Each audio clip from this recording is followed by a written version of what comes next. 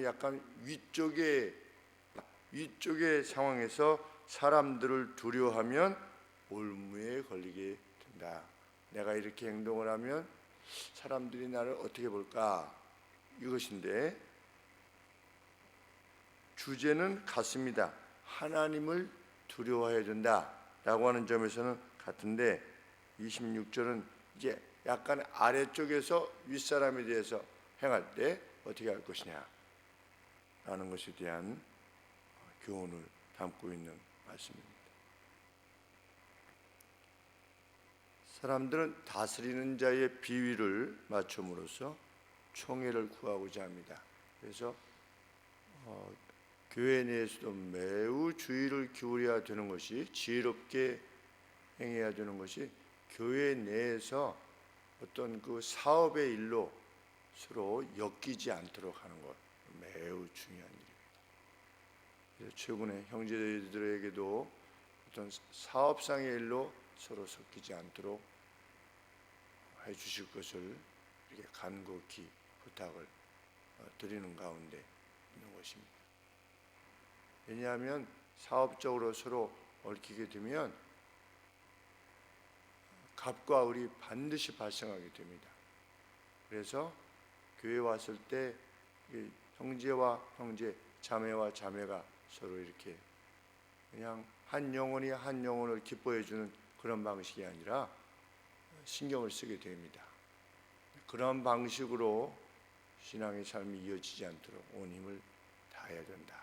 그래서 무슨 지분을 나누고 일을 같이 해서 이익을 나누고 이런 방식을 하기보다는 도와주고 그 형제가 일어나게 되면 거기서 발을 빼라. 그것이 하나님께서 기뻐하시는 방식이고, 그래서 훗날 어떤 형제들의 일어났음을 인해서 참 기뻐하고 감사하는 그런 차원에서 기쁨과 감사가 서로 이어질 수 있도록 해야만 합니다. 이렇게 권하는 이유입니다. 왜냐하면 인간은 연약한지라 자신보다 위에 있는 사람, 다스리는 자의 총애를 구하기 위해서 힘을 쓰게끔 되어 있기 때문입니다. 내가 이것을 행하면 유해를 당하지는 않는가, 또는 마음이 좀 불편하지는 않을까. 그래서 합당치 않은 것에 대해서 눈을 감게 됩니다.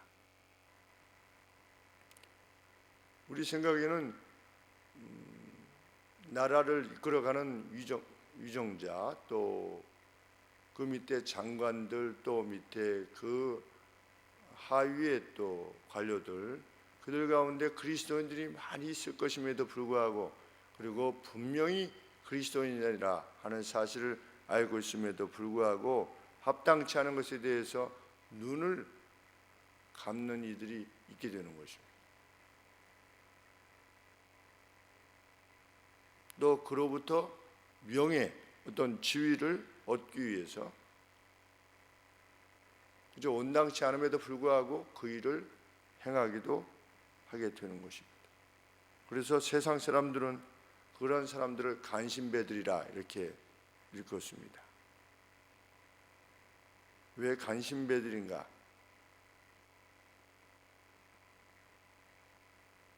자신을 지도하고 다스리는 이들의 안위를 구하는 것이 아니라 결국은 자기 자신의 이익을, 그 보위를 보장받으려고 아첨을 떠는 것이기 때문입니다.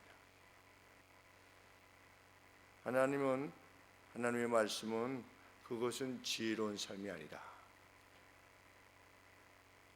각 사람에 대한 평가가 하나님으로부터 오는 것이며, 그 판단 기준에 비추어 보아서 온당치 않는 자는 저주를 받을 것이요, 하나님의 판단에 비추어 봐서 바르게 행하는 자는 지키실 것을 약속하고 있기 때문입니다. 참 지혜자는 누구냐?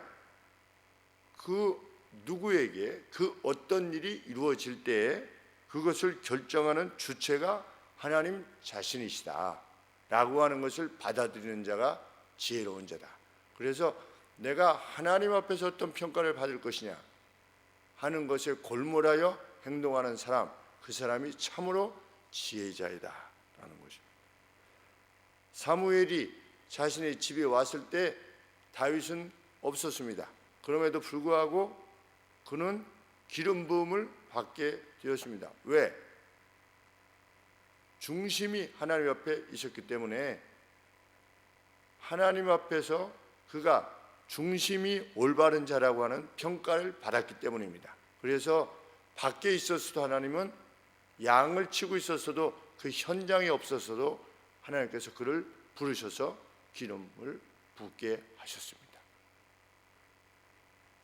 사람을 위한 평가는 여호와께로부터 온다. 그 결정권자인 무엇을 주실 것인가에 대한 그 주체이신 하나님으로부터 온다라고 하는 사실을 잊지 말라는 것입니다. 그래서 하나님께서는 이방인 사신들에게 자신의 내탕고를 보여주는 것을, 이스라엘의 내탕고를 보여주시는 것에 대해서 극도로 분노하셨습니다. 왜? 그 사람들한테 잘 보여서 그 사람들에게 밉보이지 않게 하기 위해서, 아니면 동맹을 이루어서 무엇을 행하려고 했던 그러한 시도를 하나님께서 그토록 미워하셨던 것입니다. 그래서 내탕고를 보여준 우리는 이러이러한 것들이 있어, 우리는 당신과 하나요 라고 하는 어떤 태도를 지녔던 것에 대해서 하나님께서 화를 내셨던 것입니다.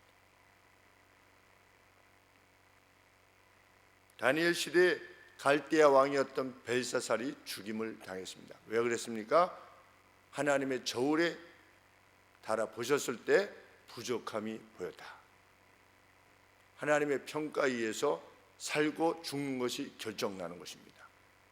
시진핑이든 아니면 트럼프든 그 누구든 하나님 보시기에 어떠한 자냐 라는 것에 의해서, 그래서 대부분의 독재자들의 말로는 비참하지 않습니까? 역사상 보면. 왜? 세상을 이끌어 가시는 하나님의 기준에 합당치 아니할 때는 니느웨와 같이 폭력이 가득하게 되었을 때, 소돔과 고모라처럼 폭력이 가득 차게 되었을 때, 한 개인도 헤롯과 같이 오만이 가득 차 있었을 때 충이 먹어 죽게 하시는 분이 하나님 자신이시다. 우리 장수를 결정하는 분도 누구시다? 하나님 자신이시다. 영예와 번영을 결정하시는 분이 누구시냐? 하나님 자신이시다.